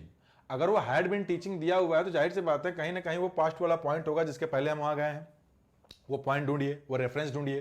तो आप देखेंगे कि ऐसा कोई रेफरेंस तो दिया हुआ नहीं है। किसी के खोपड़ी में एक बात आई होगी, ऐसा 5 साल तो दिया है। ये 5 साल जो दिया हुआ है, इस 5 साल से बात कहां क्लियर हो रही है कि पास्ट का कोई पॉइंट है उसके 5 साल पहले है, या फिर प्रेजेंट के पॉइंट है उसके 5 साल पहले है? अब ये थोड़ा समझना दिक्कत होगा आपको, मैं समझाता हूं। मैं अगर आपसे एक बात बोलूं कि 5 साल पहले मैं उससे मिला था, तो 5 साल पहले अगर मैं आपसे बोलता हूं कि उससे मिला था, तो आप क्या समझेंगे? कि पास्ट का कोई पॉइंट है उसके 5 साल पहले मिला था, या अभी के 5 साल पहले मिला था? जाहिर सी बात है कि जो भी आप टाइम बताते हैं बाय डिफॉल्ट वो प्रेजेंट से ही पहले माना जाता है। अगर आप उसे प्रेजेंट से ही पहले मान रहे हैं तो यहां पे भी आपको मानना पड़ेगा कि ये जो लिखा हुआ है ना कि 5 सालों से पढ़ा रहा था, तो ये अंडरस्टूड माना जाएगा कि भाई कुछ नहीं दिया है, तो हम यही मानेंगे कि प्रेजेंट से 5 साल पहले है। यानी कि प्रेजेंट के 5 साल पहले था, पास्ट और पास्ट जाने का कोई रीजन नहीं है। जब कोई रीजन नहीं है तो ये हो ही नहीं सकता, ये नहीं हो सकता तो ये भी नहीं हो सकता, बात फंस गई इन दोनों की। यानी कि पास्ट में काम 5 साल पहले शुरू किया था, आज भी ये काम कर रहा है। तो यहां पे हमें कोई रेफरेंस नहीं दिया, इसलिए हमें प्रेजेंट को यूज करना पड़ेगा। और अगर आपने यहां प्रेजेंट को यूज किया तो सही ये भी है, सही ये भी है, लेकिन जब दोनों दिया रहे तो will go with present perfect continuous tense. एक केस तो ये रहा। दूसरा केस यहां पे ये है कि अगर हमें यहां पे पास्ट का रेफरेंस मिल गया होता, जैसे James had been teaching at the university for 5 years when I met him, मतलब जब मैं उससे मिला, तो मिला तो कहीं ना कहीं पास्ट में मिला ना। जब मैं उससे मिला, इट मीन्स जब भी मैं उससे मिला तो मिला तो मैं उससे पास्ट में ही। अगर मैं उससे पास्ट में मिला तो उस समय वो पढ़ा रहा था। कब से पढ़ा रहा था? 5 साल से पढ़ा रहा था। अब इस सिचुएशन में पास्ट परफेक्ट कॉन्टिन्यूअस होगा। तो इसमें जो क्वेश्चन आया हुआ है यहाँ पे, James taught at the university, हाँ अल्ट्रा वो भी सही है, जेम्स टॉट। अगर आपने देखिए, मैं समझाता हूं, आप जो बता रहे हैं अल्ट्रा वो सही है, लेकिन वो केस यहाँ पे तो नहीं दिया है ना। जो आप बता रहे हैं वो तो केस यहां दिया ही नहीं है। आइए मैं समझाता हूं आपको, सारी बातें आपको समझा देता हूं मैं आपको। James taught for 5 years, James teaches for 5 years, James. ये सारे जो आप लोग डाउट्स पूछ रहे हैं ना, ये अच्छे डाउट्स हैं, अच्छे एग्जांपल्स आते हैं। सर कम समझ में आया है इस पर्टिकुलर एग्जांपल में, ये थोड़ा कम समझ आएगा। सर मुझे बी और सी दोनों सही लग रहा है जी, बिल्कुल सैम, ये बी और सी दोनों सही हैं, लेकिन सिचुएशन किसके, जब दोनों दिया रहेगा तो विल गो विद दिस। इसका रीजन है प्रेजेंट परफेक्ट कॉन्टिन्यूअस का जो बेसिक स्ट्रक्चर होता है वो ये होता है। जब आप इन दोनों को बारीकी से डिस्कस करते हैं ना, तो यहाँ पे एक स्पेशल केस आता है कि हम स्ट्रेस करने लगते हैं। तो स्ट्रेस करने की तो कोई बात ही नहीं हो रही है। जब स्ट्रेस करने की बात नहीं हो रही तो हम इस पर नहीं जाएंगे, हम जाएंगे इसके साथ। James has been teaching for 5 years। चलिए बताइए इन तीनों में से कौन सा सही है? सभी लोग, जितने लोग ये वीडियो को देख रहे हैं, जरा बताएं आप लोग इन तीनों में से कौन सा सही है?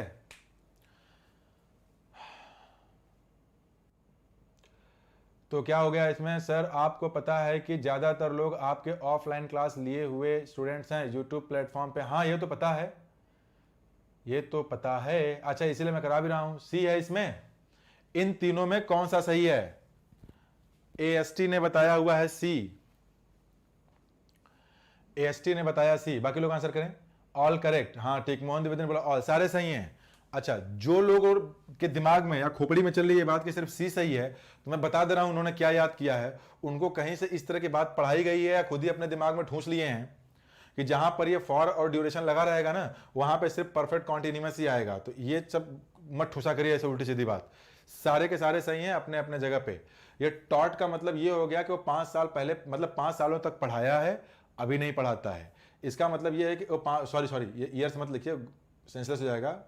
5 आवर्स कर लीजिए यहाँ पे, 5 आवर्स, वो मीनिंगलेस हो जाएगा। जेम्स 5 घंटे पढ़ाता है का मतलब यह है कि जेम्स जब भी पढ़ाता है 5 घंटे पढ़ाता है, फिर नहीं पढ़ाता है, फिर जब पढ़ाता है 5 ही घंटे, मतलब डेली की उसकी ड्यूटी है। कितने घंटे पढ़ाता है? तो 5 घंटे पढ़ाता है। तो इसका मतलब 5 साल पढ़ाया, अब नहीं पढ़ाता। इसका मतलब जब भी पढ़ाता है 5 साल ही, जब भी पढ़ाता है 5 ही घंटे पढ़ाता है, ना ज़्यादा ना कम। इसका मतलब है कि 5 साल पहले से पढ़ा रहा है, अभी भी पढ़ा रहा है। तो ये तीनों सही हैं अल्ट्रा। आई होप कि आपका डाउट मैंने क्लियर कर दिया। तो अभी हम आते हैं अपने एग्जाम्पल पे। तो जो ये हमारा एग्जाम्पल था, इसमें देखेंगे कि हैड टीचिंग तो पहले ही गलत है। यहां पे आप देखेंगे आगे दिया हुआ है कि मोर देन, क्या दिया है? More than a year before he left for Asia, मतलब कि लेफ्ट जब छोड़ा उसके पहले, तो वो तो हो ही गया पास्ट। पास्ट का जब रेफरेंस में मिल गया, जाहिर सी बात है पास्ट ऑफ पास्ट होगा, तो ऑप्शन नंबर सी होगा, हैड बीन टीचिंग। चले सही है। 5 साल के कॉन्ट्रैक्ट पर पढ़ाता है, अब जो भी हो 5 साल के कॉन्ट्रैक्ट पर पढ़ाता है। हाँ ये एक केस हो सकता है अगर आप यहाँ पे ईयर वाली बात कर रहे हैं तो, कि जब भी वो पढ़ाता है 5 साल का कॉन्ट्रैक्ट होता है, ना तो उससे ज्यादा का कॉन्ट्रैक्ट साइन करता है, ना तो कम का। तो ये सब एक स्पेशल केसेस होते हैं जो कि हमें डिसाइड करने पड़ते हैं कहां पे क्या सही है। तो ठीक है अल्ट्रा, आगे बढ़ते हैं। एग्जाम्पल नंबर 13 देखिए, 18 एग्जाम्पल है, पूरा सॉल्व कराऊंगा तभी छोड़ूंगा आज, इसके पहले मैं छोड़ने वाला नहीं। एग्जाम्पल नंबर 13 पे आइए जरा। तो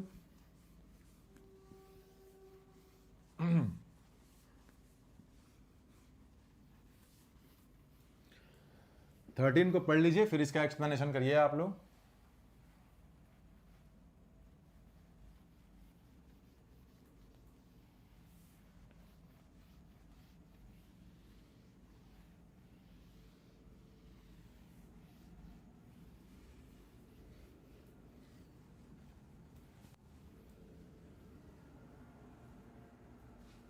13 सारे सही हैं, बिल्कुल सही।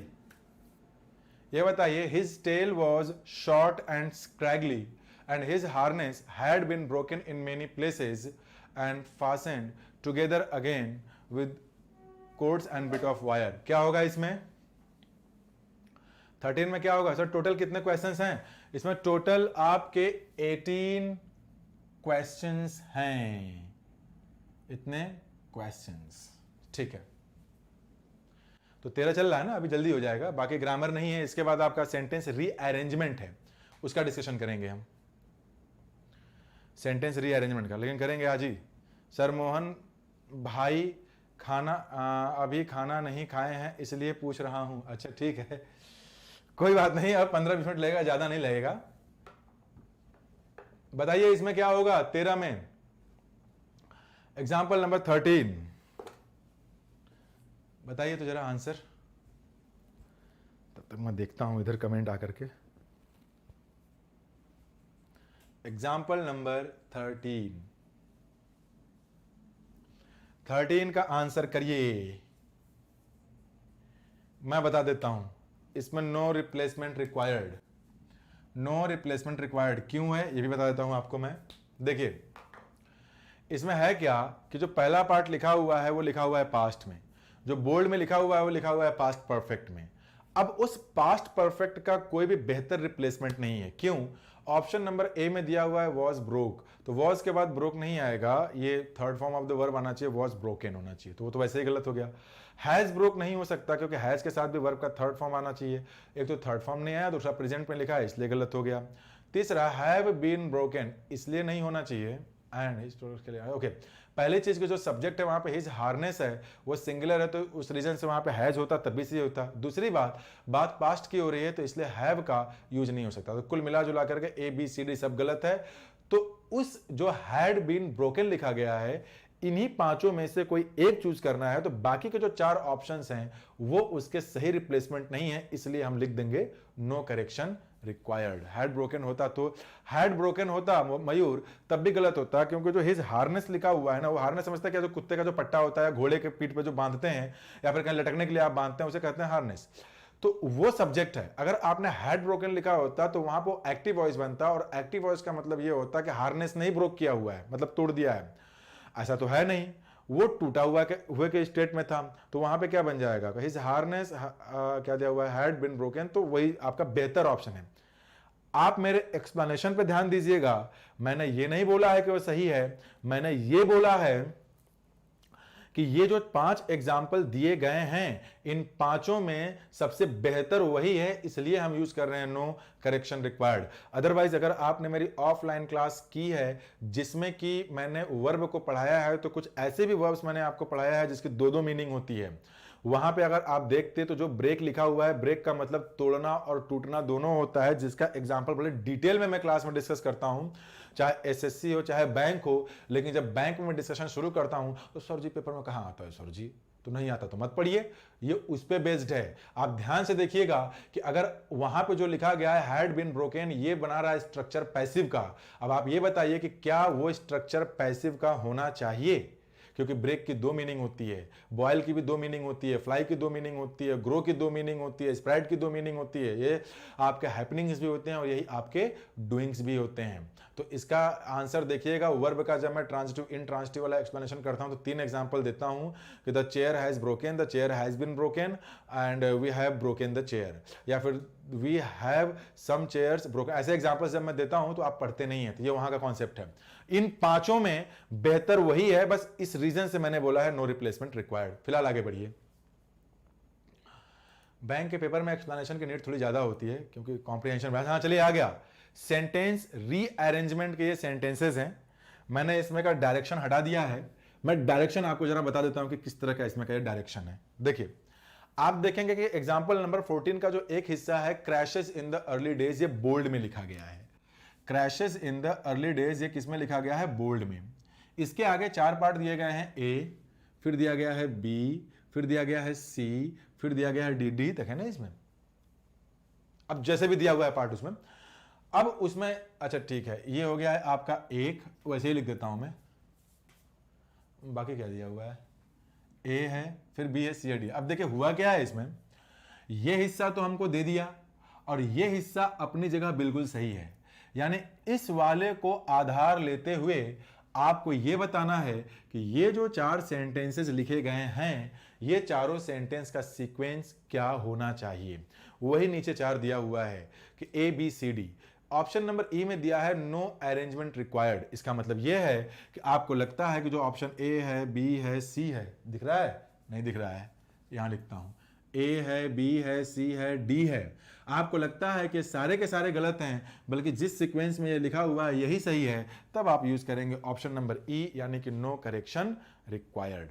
चलिए ठीक है, जरा इसको जल्दी से चूज करके आप बताइए कि क्या होगा 14 में। Your time starts now, your time starts now my dear friends. इसको अगर समझ डाला तो लाइव जिंगल आला।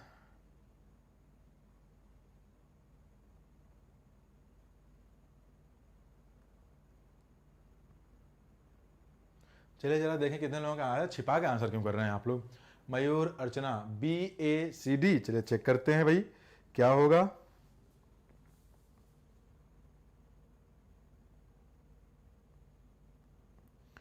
आइए मैं आप लोगों को थोड़ा ट्रिक भी बताऊंगा, थोड़ा पढ़ने में आप लोगों को समय लगेगा जरूर इसमें। एग्जाम्पल नंबर 14 है ना, एग्जाम्पल नंबर 14 का वैसे होगा सी, बी ए सी डी। जिन जिन लोगों ने, हाँ से नीरज भैया, जिन जिन लोगों ने सी कहा है उनका सही है। इसका रीजन भी है, जरा देख लीजिए, मैं पढ़ देता हूं इसे पूरा, कैसे पता लगा। क्योंकि समय ज्यादा हो चुका है इसलिए थोड़ा जल्दी जल्दी करूंगा इस पे work. Crashes in the early days. अब मान लेते हैं क्या हुआ है, अर्ली डेज में जो क्रैशेस हुए हैं, कहां के क्रैशेस हुए हैं, वहां से पता लगा ऑफ कॉमर्शियल जेट्स टेंडेड। ये जो टेंड वर्ब है ना, टेंडेड, टेंड, इसके साथ हम टू प्लस वर्ब के फर्स्ट फॉर्म मतलब इन्फिनेटिव यूज करते हैं। यानी टेंड आया है और आगे कहीं इन्फिनेटिव दिखाई देगा तो एक बात तो तय है कि इसके बाद वाला वही वाला सेंटेंस आएगा। अब देखिए, यानी कि जो बी लिखा हुआ है ऑफ कॉमर्शियल जेट्स, उसे जो to be caused by technical fault जो दिया हुआ है, एक बात तो तय है कि बी के बाद ए ही आएगा। अब बी के बाद ए किसमें आया हुआ है? वो सिर्फ सी में आया हुआ है, बाकी पढ़ने की जरूरत ही नहीं है। ऑप्शन नंबर सी सही हो गया। समझ में आई बात? अब हाँ बिल्कुल सही, बिल्कुल सही, 10 टू समथिंग। आइए एग्जाम्पल नंबर 15 पे, 3 एग्जाम्पल और हैं, इसको जरा जल्दी से बताइए क्या होगा। तो 15 का बताइए क्या होगा।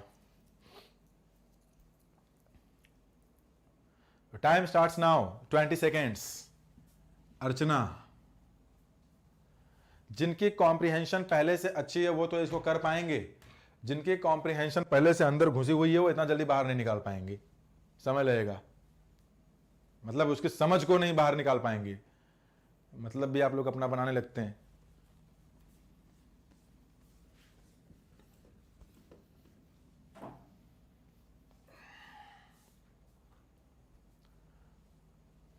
बी होगा? अच्छा, बहुत बढ़िया मयूर, बहुत बढ़िया मयूर। मैं देखिए बताता हूं कुछ आप लोगों को। इक्का सिंह बी, ध्यान से देखिए, अगर आप इसको देखें कि there have been a lot of uh, okay, Nitya ने भी कहा ए, सबके सब एक ही थाली के चट्टे बट्टे हैं वैसे।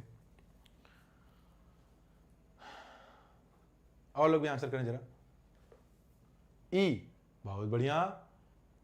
अर्चना भास्कर 15 का है, बहुत सही, अर्चना का आंसर बिल्कुल सही है। देखिए कैसे, क्या दिया है, there have been a lot of. अच्छा, अ लॉट ऑफ क्या है? अब ऑफ के बाद जो भी आएगा वो नाउन ही आएगा। वो नाउन तुरंत क्या होना चाहिए? प्लूरल होना चाहिए। अब देखिए किसमें किसमें प्लूरल नाउन है। आप अगर देखेंगे तो आपके जो प्लूरल नाउन्स हैं वो एक तो ए में है जहां ड्राइवर लिखा हुआ है, दूसरा बी में है जहां पे कंप्लेंट्स लिखा हुआ है, तीसरा डी में है जहां पे स्पीड लिमिट्स लिखा हुआ है। यानी कि सेंटेंस में चांसेस हैं कि ए से भी शुरू हो सकता है, बी से भी शुरू हो सकता है, डी से भी। तो डी वाला ऑप्शन दिया नहीं है तो हम ये मान लेते हैं कि या तो ए से शुरू होगा या तो बी से शुरू होगा। चलिए हम मान लेते हैं कि आपने ए से शुरू किया है, तो जो ए है वो ए में क्या दिया हुआ है? There have been a lot of drivers, okay, a lot of drivers not obeying complaints recently about the speed limits. अच्छा, अब इसको जोड़ के देखा सही हो पा रहा है जिन्होंने ए से जोड़ा था? फिर से देखिए, यानी डी तो होगा नहीं, तो अगर आपने ए किया हुआ है तो there have been a lot of complaints, मान लेते हैं कंप्लेंट्स है रिसेंटली अबाउट, उसके बाद क्या किया, बी किया, तो अब बी किस में दिया गया है, सॉरी ए का मैं दूसरा पढ़ लिया फिर से एक बार, सॉरी। ड्राइवर्स नॉट ओबेइंग, अगर ए से करते हैं कंप्लेन, अब देखिए अगर आपने ए के बाद बी लगाया तो ये क्यों नहीं हो सकता, जरा इस बात को देखिए। ये इसलिए नहीं हो सकता है क्योंकि आपने लिखा है ओबेइंग और ए के बाद अगर बी लिखेंगे तो कंप्लेन को तो कोई ओबे करेगा नहीं, ओबे कोई अच्छी चीज की जाएगी। तो ये जो आपने ए ऑप्शन लिखा है, मतलब ए बी करके सी डी लिखा है, वो तो वैसे गलत हो गया। अब बचा हमारे पास सिर्फ दो बात, वो दो बात बचा है कि या तो ए होगा या तो सी होगा। सी से तो शुरू हो नहीं सकता क्योंकि ऑफ के बाद इन प्रीपोजिशन दोबारा नहीं आएगा, यानी बी से ही शुरुआत करनी है। तो होगा क्या आपका, there have been a lot of complaints recently about. अब अगर रिसेंटली अबाउट आपने यूज किया है तो अबाउट का मतलब अब ये हो गया आपका कि एक प्रेपोजिशन है तो उसके बाद एक नाउन चाहिए। अब वो नाउन कहां है, वो नाउन आपका एक तो डी में है और दूसरा ए में है। देखिए कि बी के बाद डी और ए कहीं आया है, तो बी के बाद डी तो नहीं आया है लेकिन ए आया है ऑप्शन नंबर ए में। तो यानी क्या हो जाएगा, ये सही आपका ऑप्शन ए ही होगा। कैसे, there have been a lot of complaints recently about drivers not obeying, क्या नहीं ओबे कर रहे हैं, स्पीड लिमिट को, कहां पर, इन डाउन टाउन बॉस्टन। चलिए ठीक है, समझ में आया। मुझे कंप्लेंट्स नहीं दिखाई दिया, कोई बात नहीं कोई बात नहीं, अभी देख लीजिए एग्जाम में भी ऐसे ही नहीं दिखाई देगा, तो आंखें फाड़ करके ना देखने की आदत डाल लीजिए। बैंक के एग्जाम में रूल से काम नहीं चलता है। ये बैंक का जितना बड़ा एक एग्जाम्पल है ना, उसमें एयरफोर्स हो गया या फिर एमएनएस हो गया या फिर एनडीए हो गया, इतने बड़े में ना 5 एग्जाम्पल हो जाते हैं। आइए एग्जाम्पल नंबर 16, चाइनीज ऑफिशियल्स से, चाइनीज ऑफिशियल्स से, इसका आंसर बताएं जरा। नहीं सर मुझे कंप्लेन नहीं दिखाई दिया, यहां काला जादू किया है आप। काला जादू नहीं किया हूं प्यारे, काला जादू तो आप लोग करते हैं। चलिए बताइए इसको, एग्जांपल नंबर 16।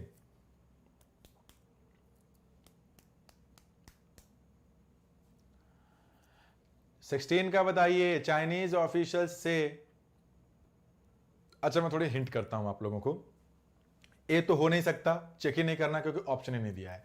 हमारे पास सिर्फ दो ऑप्शन बचे हैं, या तो बी से शुरू होगा या तो सी से शुरू होगा या फिर नो करेक्शन रिक्वायर्ड। ठीक है, अब नो करेक्शन रिक्वायर्ड इसलिए नहीं हो सकता क्योंकि से आया हुआ है तो दोबारा दूसरा दो वर्ब तो आएगा नहीं, तो वो जो दिया हुआ अरेंजमेंट है वो गलत है, तो यानी कि ए बी सी डी में से ही कोई एक होगा।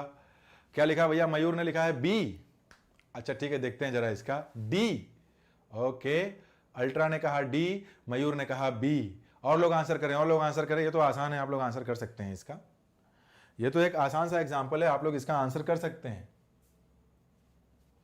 मुझे लगता नहीं कि मुझे बताने की जरूरत पड़ेगी क्योंकि चाहे आप बी चूज करें चाहे आप डी चूज करें, दोनों सेम है और वही आंसर होगा। अब मैं थोड़ा समझाता हूं। सर आपके ऑफलाइन क्लास में ज्यादा मजा आता है, जैसे 1 2 3 जय हिंद, बिल्कुल सही बात है, 1 2 3 3 2 1 जय हिंद। सर बी और डी दोनों एक ही हैं, हाँ जी बिल्कुल सही बात है, ये बी और डी दोनों एक ही हैं, इस वजह से वही होगा। आइए थोड़ा हेल्प भी कर देता हूं, सी सही होगा। इसमें दिया है ना कि इकोनॉमिक ग्रोथ हैज, अगर इकोनॉमिक ग्रोथ हैज लिखा है तो हैज के बाद तो वर्ब की थर्ड फॉर्म आनी चाहिए, तो वो जो सी के बाद लिखा हुआ है वो क्या होना चाहिए आपका, ए होना चाहिए। तो किसमें सी के बाद ए आया है, वो आपका बी और डी में आया है, तो बाकी पढ़ने की जरूरत ही नहीं है, तो ऑप्शन नंबर सी, बी मान लीजिए चाहे डी मान लीजिए, दोनों सही हो जाएगा। अब हम आते हैं एग्जाम्पल नंबर 17 में, चलिए इसको बताइए। 17 17 17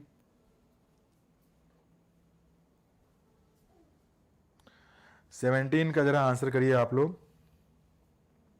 I think it's a shame that some foreign language teachers studies with a native speaker college without ever having were able to graduate from। oh बताइए जरा गलत है कि सही, इसका बताइए तो जाने।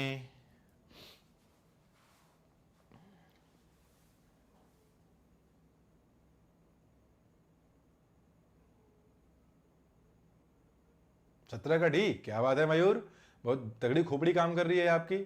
आइए मैं थोड़ा इसमें हेल्प करता हूं। एक बात देखिए, ये जो इसका जो क्वेश्चन दिया है, इस क्वेश्चन का part D, were able to graduate from, अगर आप कहीं से ग्रेजुएट होते हैं तो जाहिर सी बात है कोई ना कोई कॉलेज होगा, ढूंढिए पहले कॉलेज उसमें है कहां।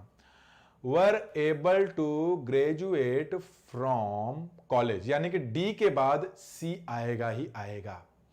एक बात तो तय है कि डी के बाद सी आना ही है, तो वो किसमें आया है, सिर्फ ए में आया है और डी में आया है, तो होगा इन्हीं दोनों में से कोई एक, या तो ए होगा या तो सी होगा। अब बस ये जानना है कि डी के बाद सी लास्ट में आएगा या डी के पहले क्या आएगा। तो डी के पहले देख लीजिए क्या आएगा, were able to graduate from, तो ग्रेजुएट होगा कौन, पर्सन होंगे ना, तो पर्सन किस में आया है, ए में आया है। Some foreign language teachers were able to graduate, तो जाहिर सी बात है ए पहले आएगा, तो ऑप्शन नंबर डी, बहुत दिमाग लगाने की जरूरत नहीं है इसमें। अब आते हैं आज के लास्ट एग्जाम्पल पर, चलिए इसका आंसर करिए। एग्जाम्पल नंबर 18 लास्ट है आपका। आज मुझे लग रहा है कि आप लोगों को ज्यादा मजा आया है, आज मुझे ही मजा आया है वैसे। Example number 18, The Gita is a spiritual philosophy addressed to all, and we know that there are all kinds of people, each kind differing quite significantly from the other. क्या होगा इसमें, केवल ए ही सेंटेंस स्टार्ट कर सकता है। हाँ, इसको बताइए, इसमें क्या करना है, 18 में लास्ट है, गलत मत करिएगा प्लीज, समय ले लीजिए, 1 मिनट 2 मिनट जो लगे बस वही है। यस सर, बहुत मजा आया ना, अभी और आएगा।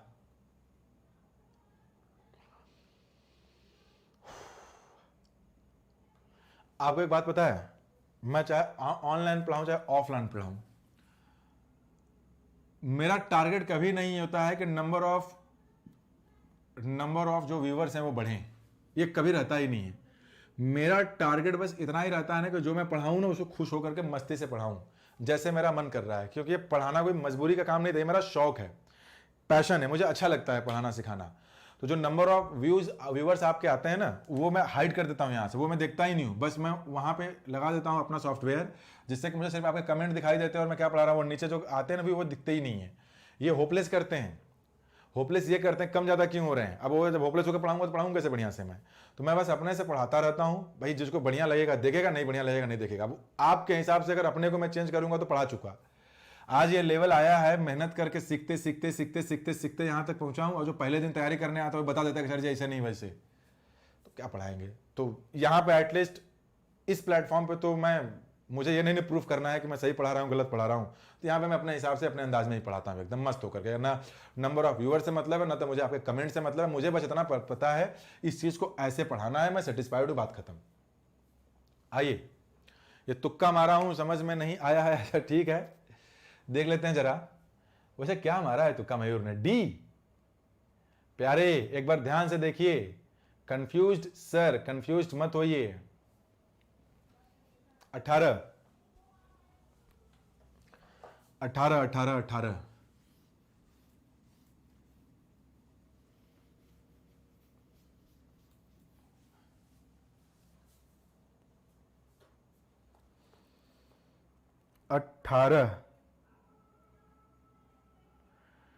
18 का जरा आंसर करिए आप लोग तो। 18 देखें, कोई तो सही करे, कंफ्यूज मत होइए इक्का, अभी तो खेल शुरू हुआ है।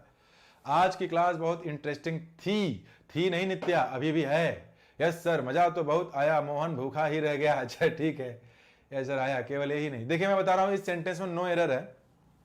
ये सेंटेंस में आप लोगों की दिक्कत कुछ लोगों को इसलिए हो रही होगी क्योंकि आप लोगों को पास्ट पार्टिसिपल का आइडिया नहीं है, ठीक है ना।